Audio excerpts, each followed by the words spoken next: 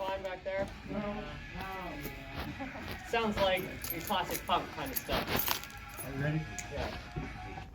Right. Post-hardcore in the 2000s. The 2000s hit.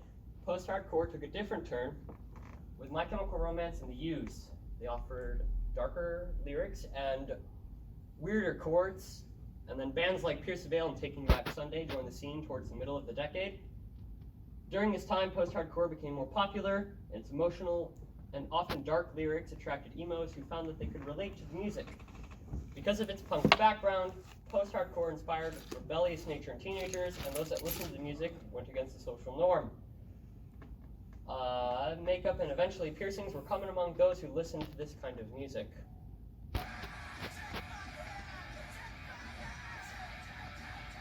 Tell me when it's go.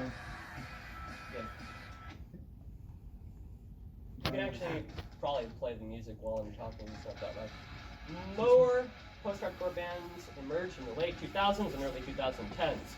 During this time, bands like Pierce the Veil, Get Scared, Crown the Empire, Sleeping with Sirens, and Under Oath began to add metalcore elements to their music, drawing inspiration from bands like Killswitch Engage and Avenged Sevenfold. Guitars were tuned down, often to drop B. Bands began to scream more than the previous decade, expressing more emotions they felt.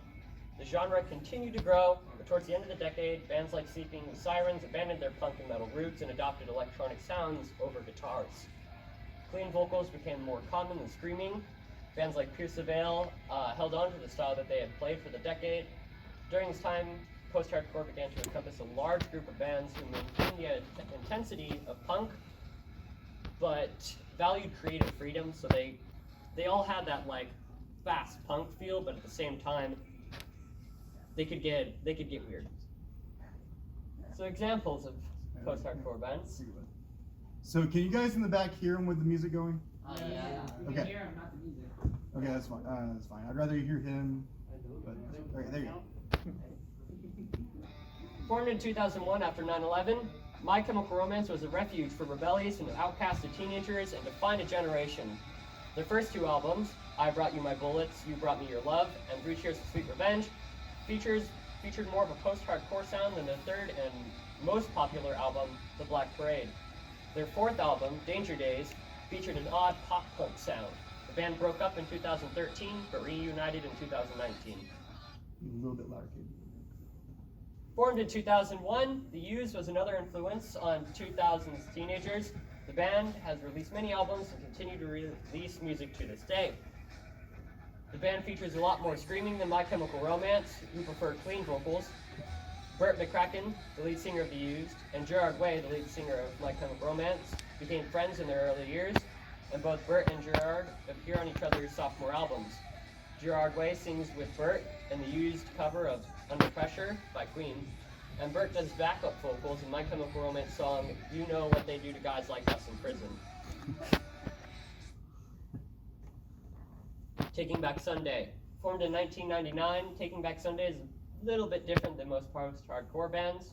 The music features mostly clean vocals. They're often overlapped, and harmonies are common in their music.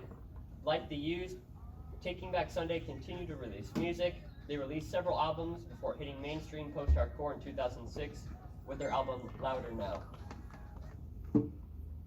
Pierce the Veil.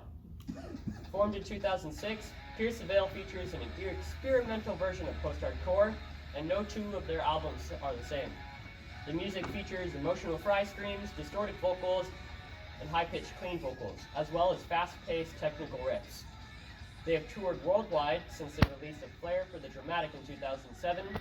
Their style of music shifted slightly in 2010 when they released Selfish Machines, and began to drop-tune their guitars to drop C sharp. In 2012, they released Collide with the Sky, which featured metalcore inspiration, and in 2016, they released Misadventures. The album held on to the fast and technical sound that they have developed through the years, but also introduced a pop-punk sound to the mix. Get Scared. Get Scared was formed in 2008 and played until 2019. The band features drop-tune guitars, usually in drop B, and screams in their music. They had a successful career and implemented many metalcore sounds into their music. Sometime in their career, Johnny Raddock, one of the band members, began to use their social media to promote his own solo career. In 2019, the band broke up because Johnny was the only band member with access to social media and would not respond to the rest of the bandmates. The link didn't play on that one for some reason. Really? Yeah. Was that your last one? I believe so. Alright. And then we would have had a Kahoot, but Yeah, sorry guys, we couldn't get it to my email. So, does anybody have any questions for Caden? Okay, it's not actually, but. Comments? Okay, I come. Sam, What's your favorite band out of all of these? Pierce the Veil, Christian. What gets scared? Which gets scared song? I don't know if you're that. Which get scared song are you gonna play? Scream. Sebas. Angelo. What's your favorite song? Favorite song? Probably the first Punch by Pierce the Veil. Luca.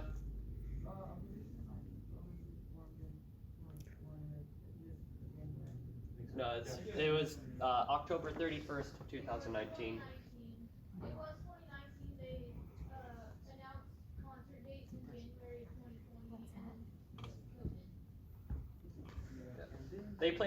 They played their first show on December 20th, 2019. yeah, but they released their tour for this. Yeah. It's a quick two-part. One, I love it. I listen to that music all the time. Two, where would you put Rise Against in this? Rise Against. I love Rise Against so much. Would you consider it a Oh, whole Rise different Against is genre, great. Or would it fall into a very similar one? And where would you compare it to? I know that name. I can't think of. Wait, wait. What's say one song and all. My brother. Oh yeah, them. They're. I personally think they're more pop punk than they are post-hardcore. They're not Really? pop punk. No. Really, Dang. No, I don't listen to. I would go straight punk. That was Straight straight punk? punk. Straight punk. Punk. All right. Yes. No pop. Caden's dad took a lot of offense to that. You know, like Blink-182, you know? Yes. Dude, he hates it when I play Blink-182. Blink-182 is good. Hunter. fall into that category or no? Who? Grunge? Grunge is a whole different genre. They came from the same category that started this. Grunge is different. It's That was the roots. yeah. Grunge is more the roots. Grunge came from like hardcore punk, but yes. When do your makeup tutorials start on YouTube? I don't know. Gia. So since you Your mom's had her hand since you put where it started in the 90s, early 2000s and stuff like that, where would you put Smashing Pumpkins and stuff like this? Smashing Pumpkins are grunge. They're alternative, but they branched out of the same category. I wouldn't consider them post-hardcore. Yeah, I wouldn't either. Me neither. That's even. Can you teach me to scream like them? I'm learning to scream myself, so I cannot. It's a difficult process. We have a question over here. Me. Guys, I'm listen. actually not even sure what my question was. In one of your slides, like 1 or 2 slides ago, it described something with what I thought was the word fry in front of it. Yeah, said fry. Fry scream. So Fry scream. What is fry screaming? Yeah. Very Give high us an fry example scream. of a fry scream. Fry scream is when you gotta. Listen, guys. Please do it yourself. I don't know if I can. Yeah, I want to. You push in your gut. You push into your diaphragm, and you're supposed to put your what are those Vocal cords? flaps? Uvula? They're flaps in your voice. Larynx? Flaps in your vocal cords. Epiglottis? I can't remember what they're called, Uvula. but they're supposed to close together, and when you do it, Your retinoid cartilage. What I've happens forgotten. when you compared to what an They're average Yeah, scream fry is? scream and false chord scream. And when you're fry screaming, so when you're singing, your whole neck is like moving like this. And so when you scream, when you false chord scream, you open up these flaps and you add distortion to it, and that's how you get that scream. And when you fry scream, you close them, and it creates a buzzing noise. I got a question that goes right with that might help. Would you consider Angus Young with AC/DC fry screaming? No, he's just a lot of distortion. People confuse distortion with fry screaming, but they're two different things, and you achieve them differently. Okay, I see where you're going. Can we hear your best? Yes. I don't know. Educationally. I would like that for the video. You're supposed to warm up before, but. No, you can scream all night. You got time. You got time. You're the man. All right, I'll try it. I don't know if I can tie it in with. Scream out happy birthday. I'm not gonna scream out happy birthday. That's as far as I've that was pretty good. Yeah, that was good. That was good. Any other questions, comments, concerns? Dan. Can I sing the opposite intro?